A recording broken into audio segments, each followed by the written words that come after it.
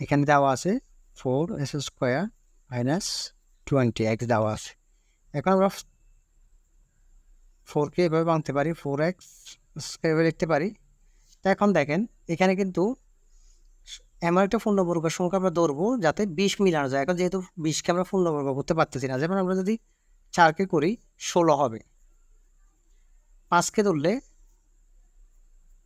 25 হবে, এবং এই পূর্ণবর্গ সংখ্যাকে ধরে আমরা এখানে সূত্র দিয়ে 20 মিলাইতে হবে, যেহেতু কত যোগ করতে বলছি ওই সংখ্যাটা। এখন আমি সাইড ধরলে কেন মিলবে না সেটা আমি পরে বলতেছি। এখন আমি ফার্স্ট ধরতেছি। দেখেন এখানে আমি এখানে যেহেতু মাইনাস আছে বা প্লাস ধরবো, সূত্রে কিন্তু কী আসবে সেটা আমি পরে বলতেছি। আমরা 5 ধরলাম, এটা মানে বি। এটা কেন প্লাস ধরলাম? এটা এ প্লাস বি হোল স্কয়ারের সূত্র আসবে। এ প্লাস বি হোল স্কয়ারের সূত্র আছে, আর একটা আছে এ মাইনাস বি হোল স্কয়ারের সূত্র।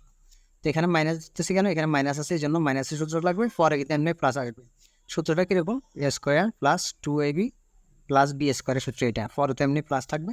তো এখন আমি এটাকে এ ধরলাম, এটাকে বি ধরলাম, তাহলে আমরা সূত্রের মাইনাস লাগতেছে মাইনাস 2ab। এ মানে হচ্ছে 2x আর বি মানে হচ্ছে 5।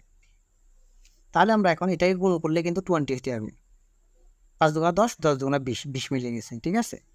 তো এখন আমরা এই 20কে মিলানোর জন্য এটা আমি এভাবে লিখি, আবার এটা জাস্ট বোঝানোর জন্য বলতেছি। এখানে 20x কিন্তু মিলছে, 5 হোল স্কোয়ার।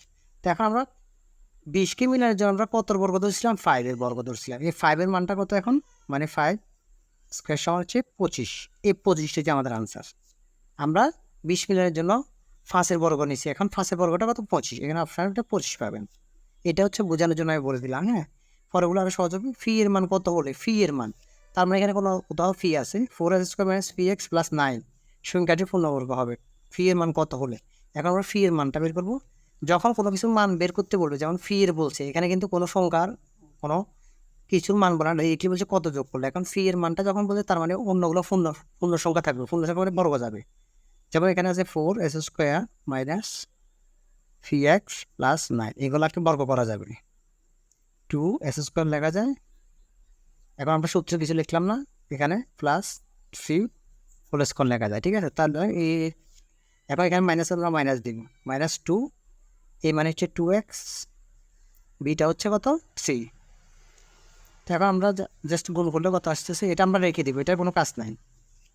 তাহলে এখানে 2 2 4, 3 4 12 মাইনাস 12x প্লাস 3টা রাখলাম, 3 স্কোয়ারটা রাখলাম। তা আমাদের এই জাস্ট ফির জায়গায় কত বেরিয়েছে? 12, ঠিক আছে। আর এক্স তো আছে, তার মানে আমাদের ফি এর মান কত হলে? ফি এর মান 12 হলে, অর্থাৎ ফি এর মানটা হচ্ছে 12। আমাদের ফি এর মানটা হচ্ছে 12, এটা হচ্ছে আমাদের আনসার। কত যোগ করতে হবে? 12 যোগ করতে হবে, এটা হচ্ছে আমাদের আনসার। তেমনি করে বি এর মান কত হলে 16x² মাইনাস এবি প্লাস 49 পূর্ণবর্গ হবে। তো আমরা এটা লিখবো আগের মতো,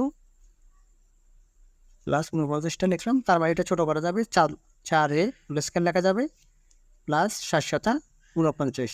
হ্যাঁ, এটা 7। তো এখন আমরা সূত্রের এখানে মাইনাস দিব 2, সূত্রের 2 আর কি। হ্যাঁ, এ মানে হচ্ছে 4, বি মানে হচ্ছে 7। তো আমরা এখন গুণ করবো, এটা থেকে যাবে মাইনাস, তাহলে 4 আর 2 56, 56 প্লাস 7 হোল স্কোয়ার। তার মানে এখানে বলছে বি এর মান কত হইতে হবে? বি এর মান 56 হয়ে যাবে। 56 হলে এটা পূর্ণবর্গ হবে, আমরা অ্যান্সার হচ্ছে 56, 56। 16x² প্লাস ফি এক্স প্লাস 25-এর পূর্ণবর্গ হতে ফি এর মান কত হতে হবে? ফি এর মান আগের মতো, তাহলে আমরা লিখলাম 16x² প্লাস ফি এক্স 25। এখানে ফি এক্স, এখানে প্লাস আছে, এটা মনে রাখতে হবে, সূত্র প্লাস আসবে। এটা কোনো ব্যাপার না, প্লাস আসবে ব্যাপার না, আমাদের জাস্ট মানটা মিলানো আর কি। হ্যাঁ, তাহলে আমরা এটাকে লিখতে পারি 4x² আর ফার্স্টকে লিখতে পারি 5 হোল স্কোয়ার। তো এখন আমরা প্লাস দিলাম, সূত্রের 2 আনলাম, এ মানে হচ্ছে 4x, বি হচ্ছে 5। তো এখন জাস্ট গুণ করবো আমরা, 4 5 20, 20 দুগুণে 40, 40x 5 হোল স্কোয়ার। তার মানে আমাদের ফি এর মান কত হতে হবে? 40 হইতে হবে, অর্থাৎ ফি এর মান কত হতে হবে? 40, আনসার 40।